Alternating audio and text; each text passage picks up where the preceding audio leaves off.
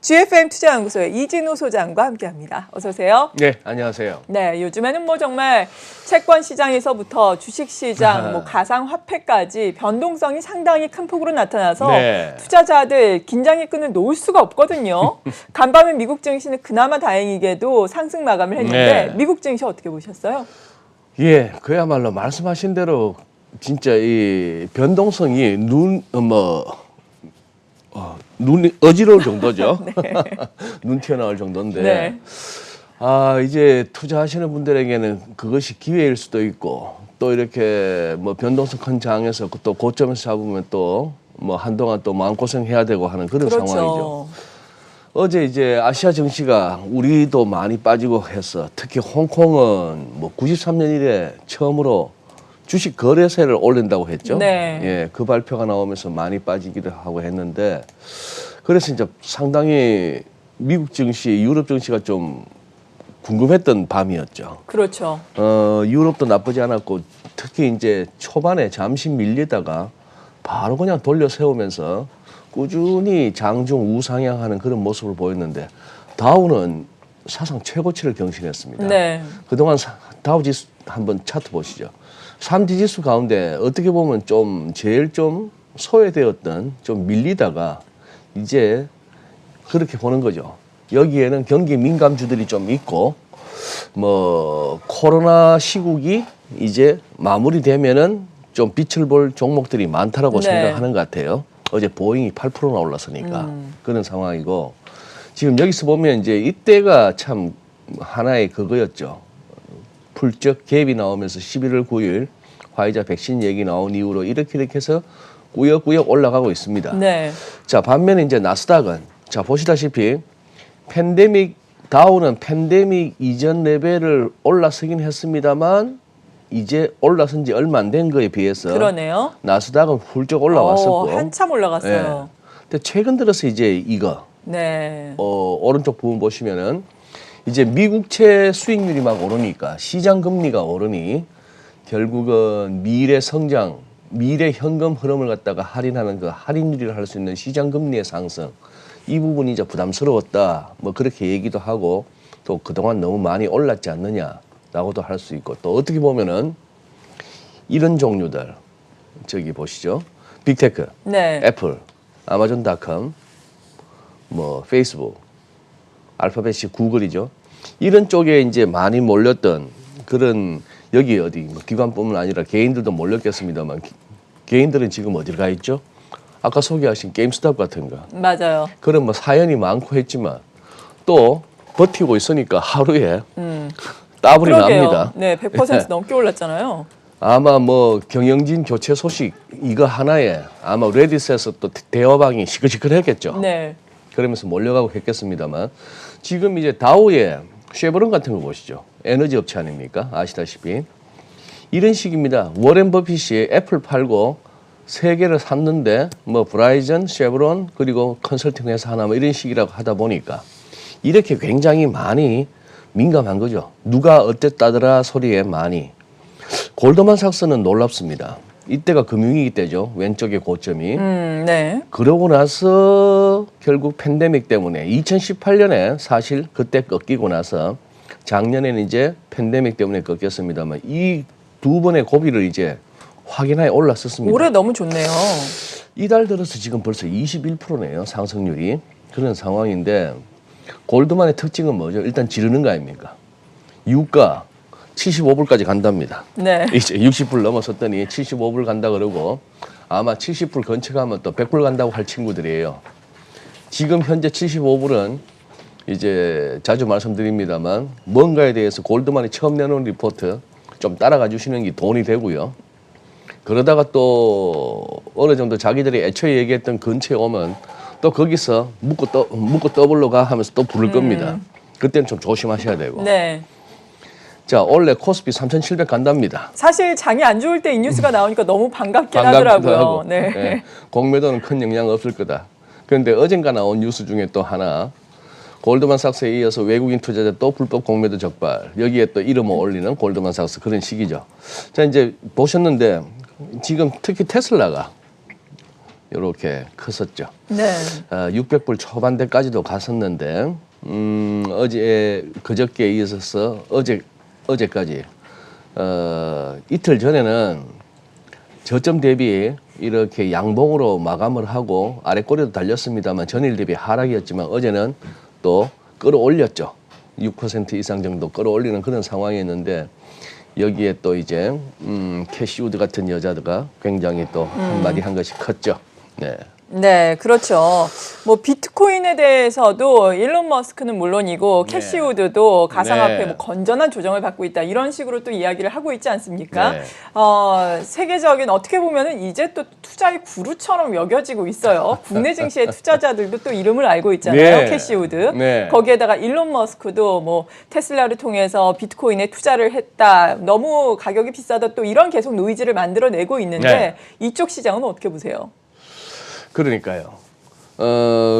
캐시우드, 캐스린이 이제 캐시 그러죠. 이렇게 생긴 분입니다. 한번 보시죠. 다음 네. 슬라이드 보시면은 일론 머스크 얼굴이야 잘 아실 테고 지금 이제 ETF계에 그야말로 뭐 마이다스의 손이라 불리는 뭐 자산 운용업계에 요즘은 가장 핫한 스타인데 그런 식이죠. 저 뭐냐 하면은 자기가 테슬라를 갖다가 더 샀다고 이제 공식적으로 밝힌 겁니다. 그리고 여기는 매일매일 자신들의 보유 주식을 갖다가 공개를 하더라고요. 네.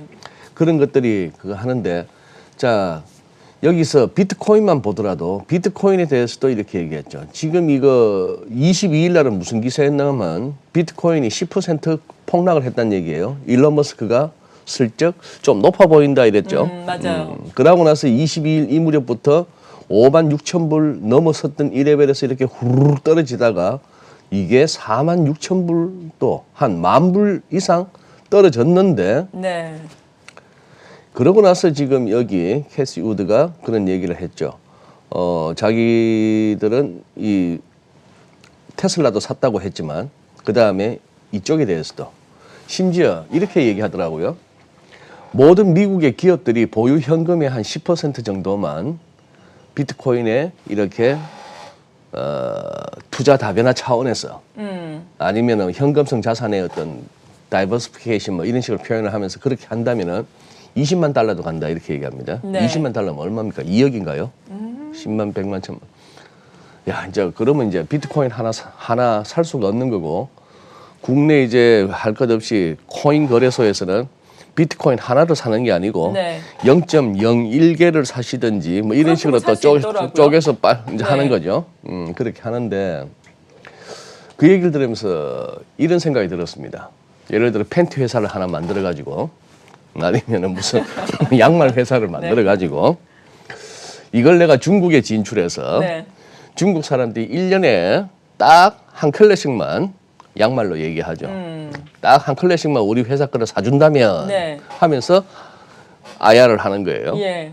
이씨 그러면 이 기업 가치가 얼마가 나오는 거예요? 그렇죠. 근데 뭐 13억 하나씩 사는 게 쉬운 일이 아니니까. 뭐 그런 예. 식의 표현입니다. 모든 기업들이 네. 10% 현금의 10% 정도를 그런 출렁출렁거리는 너무 자. 허황된 이야기다. 네. 좀 뭐 그런 얘기고 밤사이에 이런 네. 상황 보시죠. 지금 이 시간이 우리 시간으로 어제 밤 10시입니다. 아이폰 통해 가지고 네. 지금 일론 머스크가 이걸 한방 머스크네요. 머스크가 이걸 올렸어요. 이거 시바견 도지 네. 아닙니까? 도지코인. 도지코인. 네.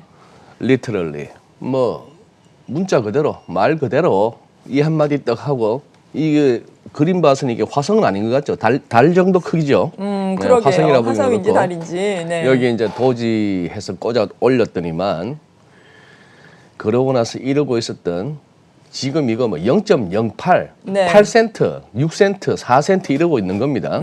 재미로 만들었다는 코인 아닙니까? 맞아요. 그랬다가 어제 한 27% 정도 올랐던 것이 그 다음에 아까 한 새벽 한 4시쯤에 이렇게 내려와 있는 그런 흐름. 자, 이 시장을 갖다 어떻게 설명해야 될까요? 그러니까요. 여기에 무슨 분석이나 전망이 필요하겠습니까? 펀더멘탈도 없어요, 사실. 펀더멘탈도 없죠. 예. 그래서 누군가가 또 그렇게 얘기한 게 또 CNBC 올라왔습니다. 이 트위터 같은 데에서 트위터의 그 CEO가 잭 도르시죠. 잭 도르시가 네. 만든 회사 중에 하나가 또 스퀘어라는 회사 있지 않습니까? 전자결제 네. 전문. 거기서도 비트코인을 샀다 해서 뭐 캐시 우드하고 스퀘어 이 두 개가 비트코인을 끌어올린 셈인데 이런 거 좀 마켓 매니플레이션이라는 표현까지도 이제 CNBC 나오면서 규제 당국에서 이거 좀 개입할 필요가 있다라는 얘기까지 월가에서 나올 정도입니다. 그러니 지금 시장 흐름만 이렇게 전달해드리고 여기에 몸담고 계신 분들이야 여기에서 이제 기회를 찾고 뭐 그렇게 하시겠습니다만 지금 이 시장 흐름을 어떤 식으로 우리가 받아들여야 될지 참 고민해볼 만한 시점입니다. 네, 그렇죠. 이렇게 네. 출렁이는 양상이 각종 시장에서 나타나고 있는데 이 시장에 대해서 경고하는 목소리도 이제는 또 서서히 나오고 있어요. 영화 빅쇼트의 주인공 마이클 버리도 한마디 네. 했다고요. 어떤 네. 이야기를 했나요? 마이클 버리가 그때 예. 12월 초에 그때 나 공개적으로 나왔잖아요. 나 테슬라 네. 쇼치고 있다고. 그때가 한 500불대 초반이었을 겁니다. 예. 테슬라 주가가. 그래도 많이 그때 당시에 비해서는 올랐죠. 그러고 나서 900불 찍었다가 지금 네. 현재 이까지인데 마이클 버리 얘기로는 자기 아직도 계속해서 공매도 포지션을 애드하고 있대요. 계속 그거 하고 있는데 자, 이 친구 아닙니까? 오른쪽에. 네. 여기는 이제 영화 빅숏에서 이 마이클 버리 역을 맡았던 크리스찬 베일이고요. 지금 이 표현입니다. 뭐라고 얘기했냐면은 자, 이제 여기 밑에 보시면은 극단적인 투기장이고 그리고 너무 많은 부채라는 거예요. 네. 그리고 또 이런 얘기도 하네요. 자기의 이 경고가 현재 무시당하고 있는데 언제처럼 2007년 그때처럼 아, 네. 서프라임 그때 문제 있고 주택시장에 버블이 있다고 막 얘기했을 그때 그렇게 그때처럼 지금도 무시당하고 있다 하면서 트윗에다가 마이클 버리가 이 카산드라라는 이름을 쓰고 있습니다. 네. 카산드라라는 이 네임으로 하고 있는데 Market is dancing on a knife's edge. 칼날 위에서 춤추고 있는 시장이다 했는데 이 그래프를 올렸네요. S&P 500 이건 뭔가요? S&P 500 파란색은 한눈에 보시니까 S&P 500인 걸 아시겠고 네. 이 빨간색이 마진 데트라고 해놨죠. 그러니까 시장에 우리로 치면 신용 거래하면서 빚내서 하는 겁니다. 예. 근데 Y 이쪽에 보시면은 이 축반전을 해놨어요. 위에서부터 100, 200, 300, 400 이런 식으로 해서 이제 아래쪽으로 내려올수록 빚의 네. 규모가 큰 겁니다. 아, 네. 예. 그러니까 어떻게 딱 거울을 맞댄 것처럼 가고 있죠. 빚을 막 늘려서 들어오니까 주가가 올랐고 주가 빠지는 와중에 이 빚이 좀 줄어들다가 그런 흐름인데 지금 어떻게 작년 팬데믹 이후에 이렇게 급격하게 늘어서 사상 최고치에 이르렀다 뭐 이런 네. 얘기입니다. 이런 얘기고 캐시 우드에 대해서도 어제 한 방 날렸더라고요. 트위터를. 뭐라고요? 끝까지 성공하는 펀드 매니저가 되라고. 아, 성공 못할 것 같다 이렇게 비꼬아서 얘기한 건가요? 아니 그거보다도 역사적으로 장 좋을 때 한때 반짝 해서 스타가 되는 사람들이 있는데 네. 한 1년, 2년 정도 무슨 뭐 수익률 100%도 냈어요. 뭐 80% 냈어요. 그럴 이런 수 사람은 있죠. 나올 수가 있는데 네. 그것이 아니고 꾸준히 해마다 시장을 갖다가 이기는 그런 걸 할 수 있겠느냐 하는 것이고 또 마이클 버리는 또 그런 얘기도 한 겁니다. 헤지펀드들은 일정 규모까지만 딱 해서 돈 받고 그 정도 적정할 자기들이 할 수 있는 레벨에서 할 수 있는 규모를 갖고 롱도 했다, 숏도 했다 네. 하면서 하는데 이 ETF 이거는 돈 들어오면 들어오는 족족 어떻게 되죠? 다 해야죠. 다 해야 되고 이걸 예. 또 일일이 공개를 하죠. 그럼 나중에 장 빠질 상황이 되면 예. 장 빠질 상황이 되면은 환매 요구가 들어오고 하면 돈 빠져나간다 싶으면 여기서는 팔아야 되는 거고. 그것도 어쩔 수 그러면 없죠. 시장에서는 네. 뻔하게 아는 겁니다. 이렇게 해서 화투 치고 있는 거예요. 고스톱 치고 있는 거예요. 패가 다 보이는 거예요. 저기서는 뭐가 앞으로 매물이 나올 수가 있지? 거기다 중소형주 무슨 시가총액 크지도 않은 데 대해서 이 ETF들이 거의 뭐 15%씩 20%씩 들고 있으니까. 네. 즉 그래서 반짝 장 좋을 때 성과는 엄청난데 장이 안 좋아졌을 때도 잘해낼 수 있겠느냐 하는 그런 어떤 그걸 했었죠. 그런데 이제 마이클 버리는 이 기사 보시면은 네.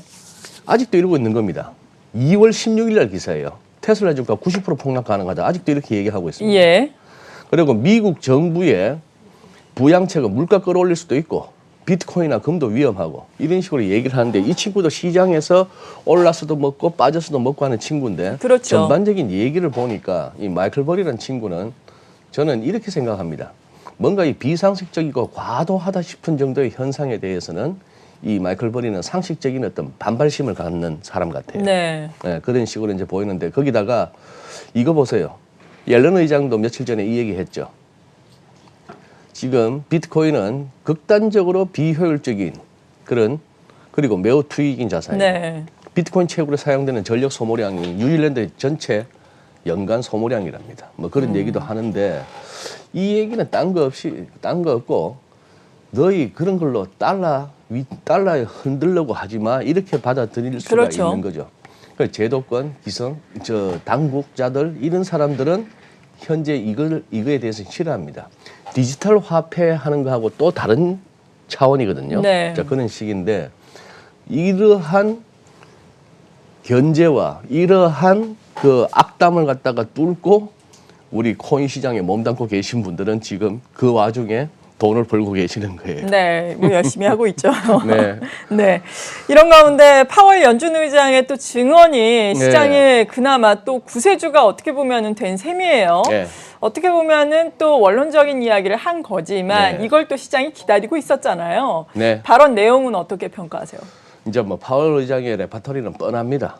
안 들어도 지금 수개월째 똑같습니다. 네. 어떻게 보면 코로나 이후로는 거의 똑같다고 볼 수 있는데 그렇죠. 예, 현 상황이 가슴이 미어지고 특히 뭐 소수인 좀 못 사는 좀 어려운 예. 분들이 더 어려워졌다. 그래서 가슴이 미어지고 일자리 아직 회복되려면 좀 멀었고 경제는 앞으로 좋아질 건데 왜 부양책을 쓰고 뭐 이렇게 좋아질 건데 좋아진다고 하더라도 우리는 금리 안 올릴 거야. 이제 아까 자막에도 나왔던 목표치 달성하는데 3년은 걸릴 거다 하는 얘기가 이 얘기일 겁니다. 당장 올 한 해 이런 식으로 부양책을 쓰면 2% 물가 상승률이 나올 수는 2% 이상이 나올 수는 있는데 그런다고 해서 목표 달성이라고 안 보는 거죠. 이 친구들 목표는 뭐죠? 평균 에버리지 인플레이션 아니에요. 네. 그죠? 그래서 평균적으로 봤을 때 2%가 유지되려고 한다면은 지난 수년 동안 얼마나 낮았니? 그러려면 앞으로 한 3년 정도는 더 가야 자기들이 생각하는 뭐 그런 얘기입니다만 시장은 사실상 조금 이미 시장 가격 흐름은 채권 시장의 흐름은 아무래도 못 믿겠다. 내년까지는 몰라도 후내년 가면 2023년 가면은 금리 올릴지도 모르겠다라고 이렇게 보는 겁니다. 그러나 이제 뭐 시황에서 파월이 살렸다라고 얘기합니다만 네. 그저께 상원에서 했던 말 어제 하원에서 똑같이 했어요. 맞아요. 예, 그냥 장이 그래도 뭐 좋은 장이 말이니까. 올랐다고 하는 것에 대해서 네. 괜히 이제 파월을 띄워주는 것 같습니다만 파월로서는 지금 제 얘기 말고는 할 게 없습니다. 우리는 당장 뭐 방침 바꿀 생각이 없어요 하는 제 얘기밖에는 없는 상황입니다. 네. 그리고 우리 증시는 어떻게 봐야 하는지 궁금하거든요. 네. 환율의 동향도 요즘에는 좀 궁금하고요. 그러니까요. 어떻습니까? 예. 지금 이제 코스피가 애매합니다. 코스피가 이제 이런 상황인데 지금 어제 같은 경우 충격적인 흐름이었지만 정말 그래요. 예. 근데 이렇게 차트상으로 보면은 뭔가 좀 견딜 만한 흐름 아닙니까? 아, 네. 그 정도가 지지가 되면은 괜찮죠. 예. 예. 그래서 이번에 지난번 이때처럼 작년 여름과 가을처럼 늦여름에서 가을처럼 이렇게 하다가 기간 조정에 거치다가 올라가는지 아니면 이게 조금 더 이 60일선 지지 확인 안 되고 아마 오늘은 반등 나오겠죠. 나오겠죠. 반등 예. 나오겠는데 이거다가 이게 60일선 밑으로도 한번 조금 더 흘러가야 되는지가 애매하고 그다음에 코스닥은 사실상 이 선이 깨졌거든요. 네. 아, 그러네요. 이 선이 깨졌지만 이제 또 오늘은 어떻게 적어도 구름대 이탈 정도는 안 할 수 있을 바깥 분위기가 만들어졌죠. 그래서 아마 반등이 나오는데 코스닥 같은 경우는 향후 이 깨고 내려온 이 선을 갖다가 머리를 부딪히고 밀리는지 아니면 이 선 위로도 올라가는지 그리고 이 부분도 그렇습니다. 이 3266이라고 하는 우리가 봤던 아니면 종가 기준이 되었건 지난번 고점을 갖다가 올라서는 장이 왔다가 꺾이는 시점 올라서는 장이 왔다가 한 하루 이틀 꺾이는 시점 그때가 진짜 조심해야 될 때인 것 네. 같아요. 지금은 아직까지는 인해 전술이 통하는 것 같습니다. 전후의 시체를 넘고 해서 그야말로 아직은 저가 매수 하는 차원에서 그리고 아직도 쏟아져 나올 돈은 더 많아라는 그런 차원에서 밀릴 때마다 들어오는 세력이 미국이나 한국이나 조금 더 있어서 이 버티는 장이 조금 더 갈 수 있는 거고, 버티는 장이 아니다 하는 것은 지난번 고점을 열고 나서도 금방 안 꺾이고 쭉쭉 가준다면은 아까 골드만이 말했는 3,700을 갈지도 모르겠습니다. 네. 근데 애매하죠. 3,700을 언제 간다는 얘기인지는 잘 모르겠어요. 아, 그건 명실 안 했더라고요. 네. 네. 그리고 환율은 이렇게 예, 보시죠. 환율. 지난 월요일 날 또 말씀드렸는데 이 표의 의미, 즉 우리가 월 한 40억 달러 내외의 무역 수지 흑자만을 믿고 환율이 빠지기에는 지금 바깥으로 들고 나간 달러가 너무 많단 말입니다. 그렇죠. 지금이 한 5개, 베스트 5 종목만 이런데 어디 네. 이것뿐입니까? 뭐 이 이하, 6위부터 뭐 그 이하도 중국에 들고 나가는 달러도 많죠. 중국 투자도 많이 하시고 이런 것들로 본다면은 현재로서는, 그리고 지금 현재 외국인들 배당금도 역송금해서 나가고 이러고 있다 보니까 환율이 잘 안 밀리는데, 어제 어쨌거나 밤사이에 치솟던 미국채 수익률이 좀 밀리고 달러도 좀 그래서 오르다가 좀 밀리고 해서 NDF 시세가 조금 그거 합니다. 오늘은 아마 어제와는 달리 어제 낙폭의 절반 이상 회복하고 환율도 다시 1110원 밑으로 조금 이렇게 안정되는 그런 모습을 보면서 어제 많이 놀란 가슴을 좀 이렇게 달래는 하루가 될 것 같은 그런 생각입니다. 네, 지금까지 진짜 전략 GFM 투자연구소의 이진우 소장이었습니다. 고맙습니다. 네, 감사합니다.